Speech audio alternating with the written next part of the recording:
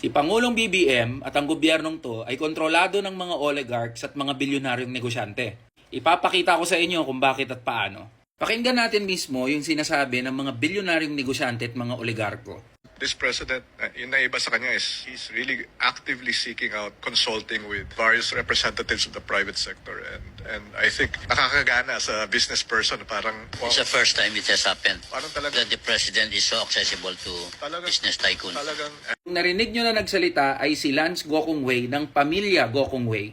Siya ang presidente ng JG Summit Holdings, isa sa pinakamalalaking kumpanya dito sa Pilipinas. Sila ang nagmamay-ari ng Robinsons, Cebu Pacific at ng Universal Robina Corporation.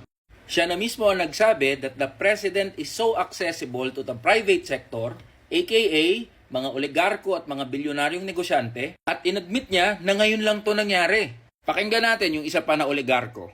Nowhere have I heard in any other country where the president meets with the private sector on a scheduled basis. It's unheard of. When the president really listens to you. Yung narinig nyo naman na nagsalita ay si Sabin Aboitiz. Siya ang presidente at chief executive officer ng Aboitiz Group, isa sa mga kumpanya na nagkokontrol ng kuryente sa bansa natin. Sa bibig niya mismo nang galing na dito niya lang naranasan sa Pilipinas na yung presidente ay regularly nakikipag-meet sa private sector, aka mga bilyonaryong negosyante at mga oligarko.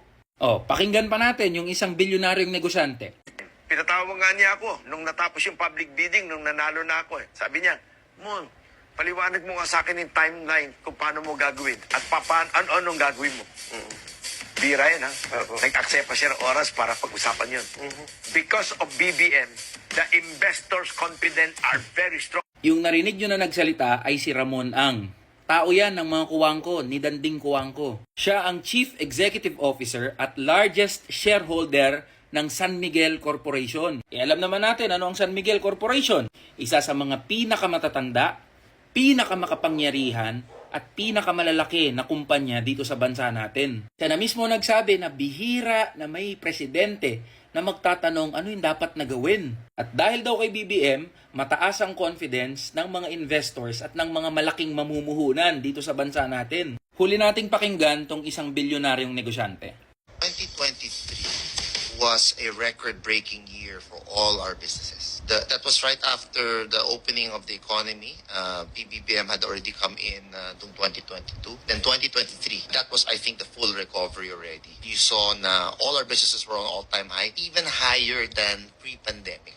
Yung narinig nyo na nagsalita ay si Kevin Tan. Siya ang Chief Executive Officer ng Alliance Global. Sila ang nagmamay-ari ng Mega World, Emperador, at ng McDonald's Philippines. Siya na mismo ang nagsabi na sa pagpasok ni PBBM, all-time high yung kita ng kanilang mga negosyo. Mas malaki pa sa kinita nila bago mag-pandemic. Ang tanong, nakinabang ba tayo dito sa mga pinagsasabi ng mga oligarko na to? Yung economic growth na pinagayabang ng gobyerno, nakinabang ba yung mga manggagawa? Tumaas ba yung sahod? Bumaba ba yung presyo ng mga bilihin at serbisyo? Di ba hindi naman? So, sino yung nakikinabang at nag-e-enjoy dun sa mga nire-report ng Pangulo at sinasabi ng mga negosyanteng to? Definitely, hindi tayo na mamamayang Pilipino. Kaya wag tayo magtataka kung bakit taon-taon na lang, pare-parehas na pangalan yung nandun sa top 50 na pinakamayayaman sa bansa natin, tapos mas lalong naghihirap yung mga manggagawang Pilipino. Alam nyo kung saan ko nakuha itong mga video na to? Nakapost mismo sa PCO page. Kaya yung gobyerno natin, podcast mismo ng mga elitista, mga oligarko at mga bilyonaryong negosyante. Sa susunod na video, ipapaliwanag ko naman ano yung Private Sector Advisory Council. Fuck you mga oligarchs!